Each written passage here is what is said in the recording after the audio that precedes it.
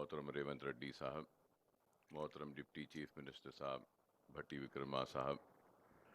صدر پردیش کانگریس مہیش کمار گوڑ صاحب، دیگر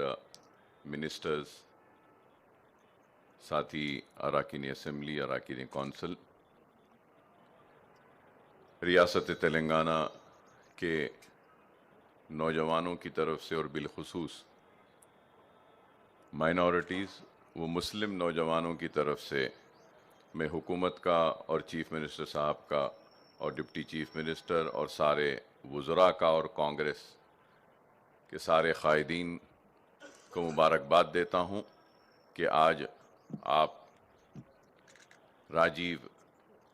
یووا جو اسکیم ہے نوجوانوں کو روزگار دینے کے لیے، یووا وکاسم کی، اس کے لیے مبارکباد دیتا ہوں، اور ساتھ ساتھ یہ بھی ضرور کہوں گا کہ نوجوان ڈگری اور تعلیم حاصل کرنے کے بعد بھی روزگار کے لیے پریشان ہے، اور بے شمار وعدے کیے گئے تھے۔ تو کسی نے کہا کہ سال میں 2 کروڑ نوکریاں دیں گے، تو کسی نے کہا کہ بے روزگاری کو دور کریں گے، مہنگائی کو کم کریں گے، لیکن بولنے والوں نے اپنے کسی وعدے کو پورا نہیں کیا۔ لیکن ریونت ریڈی صاحب کی حکومت آج آہستہ ہی صحیح اپنے کیے گئے وعدوں کو پورا کرنے کی کوشش کر رہی ہے، اور اسی کوشش کا ایک حصہ یووا وکاسم، راجیو یووا وکاسم کی یہ اسکیم کا آغاز ہونے جا رہا ہے، جس کے لیے میں اپنی جانب سے، اپنی پارٹی کی جانب سے اور اپنے پارٹی کے صدر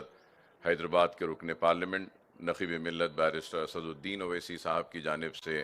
حکومت کو اور بالخصوص چیف منسٹر صاحب کو، ڈپٹی چیف منسٹر اور وزراء کو مبارکباد دیتا ہوں، اور یہ امید کرتا ہوں کہ یہ اسکیم میں مسلمانوں کو بھی برابر کا حصہ دیا جائے گا، کیونکہ یہ بات اس لیے میں کہہ رہا ہوں کہ آپ نے حالیہ عرصے میں کاسٹ سروے بھی کروایا اور مسلمانوں کی ساری پسماندگی آپ کے سامنے ہے۔ تو میں امید کروں گا کہ یہ اسکیم میں ایک آبادی کے حساب سے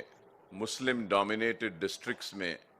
سارے مسلمانوں کو اور بالخصوص مائنورٹیز کو بھی برابر کا حصہ ملنا چاہیے، کیونکہ ہر وقت ہوا یہ کہ ناانصافی ہوئی، چاہے 2 بیڈ روم ہو، اور جس زمانے میں پٹے بھی دیے جاتے تھے، بے گھروں کو زمین دی جاتی تھی اور گھر دیا جاتا تھا، تو اس وقت بھی ناانصافی ہوئی اور پرسنٹیج 1 یا 2% ہی مسلمانوں کا رہتا تھا۔ تو ہم نے نمائندگی کی اسمبلی اور اربن اور رورل ایریاز میں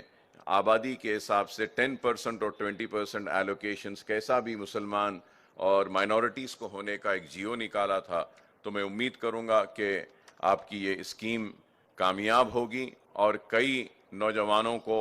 اپنے پیروں پہ کھڑے ہونے کا موقع ملے گا، ان کی زندگی میں خوشحالی آئے گی، ترقی آئے گی، اور مسلم نوجوان جو بے روزگار ہیں ان کو بھی اس اسکیم کے ذریعے برابر حصہ ملے گا ان کی آبادی کے حساب سے، اور ان کی زندگیوں میں بھی خوشحالی آئے گی۔ تو میں پھر سے مبارکباد دیتا ہوں، اور رمضان کے اس بابرکت مہینے میں اللہ سے دعا کرتا ہوں کہ اللہ سبحانہ و تعالیٰ اس اسکیم کو کامیاب کرے، کامرانی دے، اور اس اسکیم کے ذریعے بے روزگار اور اپنے پیروں پہ کھڑے ہونے والوں، خواہش رکھنے والوں کو کامیابی و کامرانی ملی۔ بہت بہت شکریہ۔